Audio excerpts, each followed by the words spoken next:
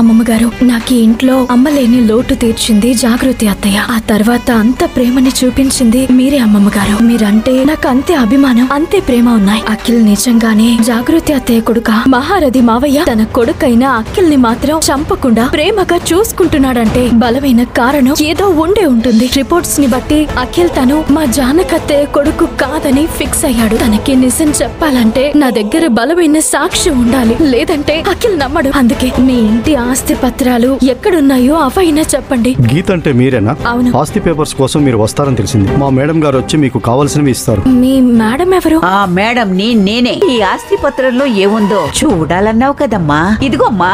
యావదాస్తంతా అఖిల్ పేరునే ఉంది. అందుకే నేను అఖిల్ ని చంపకుండా ప్రేమగా చూసుకుంటున్నాను. మేమే ప్లాన్ చేసి నిన్నిక్కడికి ఒంటరిగా రప్పించాం. ఈ నిజం నువ్వెళ్ళి అఖిల్ కి చెప్పేస్తావా? నా ఒరిజినల్ క్యారెక్టర్ ఇదేనమ్మా.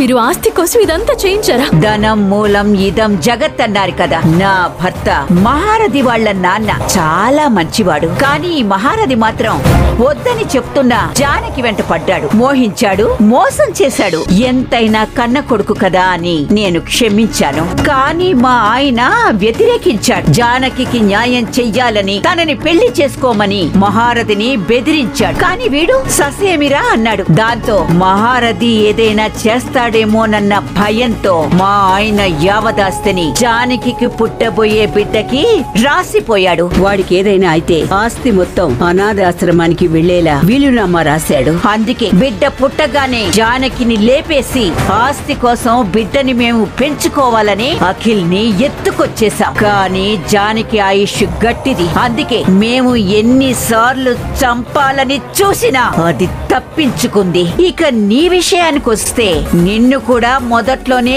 లేపేద్దామని చూసాం. కానీ కరుణాసాగర్ ఈ ఆస్తి కోసం తన కూతురు అంకితని అఖిల్ కిచ్చి పెళ్లి చెయ్యాలని చూశాడు. ఏం చెయ్యాలో తెలియని పరిస్థితిలో మేము ఉన్నప్పుడు అఖిల్ నిన్ను తీసుకొచ్చాడు. అందుకే వాడి కోసమే నిన్ను భరించాం. కానీ తరువాత నువ్వు జానకి బిడ్డ కోసం అసలు నిజం తెలుసుకోవాలని ట్రై చేస్తూ మాకు భారమయ్యావు. జానకి ఎవరో కాదు, అఖిల్ కన్న తల్లని. ఈ ఆస్తి మొత్తం వాడి పేరు మీదే ఉందన్న నిజం ఖచ్చితంగా అఖిల్ కి చెప్తా. అప్పుడు ఈ ఆస్తి మాకు దక్కకుండా పోతుంది. అందుకే సైలెంట్ గా నిన్ను కూడా లేపేస్తే ఏ ప్రాబ్లము ఉండదని నేను ఫిక్స్ అయ్యి ఇక్కడికి రప్పించాను.